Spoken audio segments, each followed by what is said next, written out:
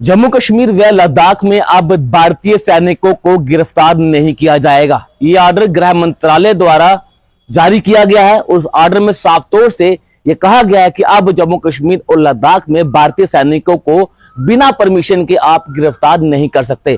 हालांकि 5 अगस्त 2019 से पहले ये कानून जो है वो जम्मू कश्मीर में लागू नहीं होता था, क्योंकि जम्मू कश्मीर में आरपीसी यानी कि रणबीर पैनल कोड के तहत धाराएं लगाई जाती थी और इन धाराओं के तहत कार्रवाई की जाती थी और उस कानून के तहत आप किसी को भी गिरफ्तार कर सकते थे, चाहे वो भारतीय सैनिक ही क्यों ना हो।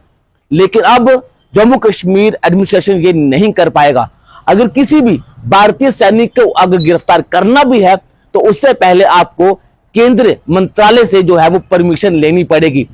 और अगर कोई भी सैनिक आरोपित है, अगर आपको लगता है कि इस सैनिकों को गिरफ्तार किया जाना चाहिए, उससे पहले आपको केंद्र सरकार को ये जानकारी देनी होगी कि हमने इस सैनिक को गिरफ्तार करना है। उसका एक पूरा डॉक्यूमेंट जो है वो आपको गृह मंत्रालय में सबमिट करना होगा और उसके सबमिट के बाद जब वो अपनी तहकीकात करेंगे और उस तहकीकात में ये पता चलेगा कि इस सैनिक ने कुछ ना कुछ गलत किया है और इसकी गिरफ्तारी होनी चाहिए।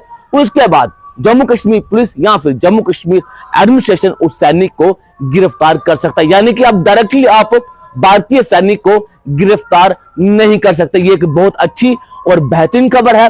भारतीय सैनिकों को अब आप गिरफ्तार नहीं कर सकते।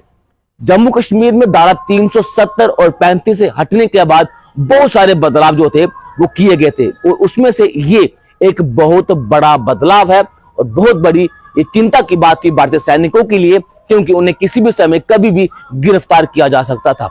लेकिन अब ऐसा नहीं हो पाएगा। जब तक केंद्र सरकार इसकी परमिशन नहीं देगी या फिर गृह मंत्रालय द्वारा ये परमिशन नहीं मिलती कि आप इस सैनिक को गिरफ्तार करें या फिर नहीं, तब तक आप किसी भी सैनिक के ऊपर कार्रवाई नहीं कर सकते।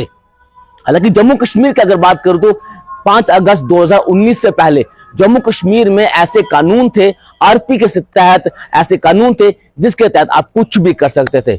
और जम्मू कश्मीर में उस समय आईपीसी यानी कि इंडियन पैनल कोड के जितने भी धाराएं थी वो सीधे सीधे जम्मू कश्मीर में लागू नहीं होती थी।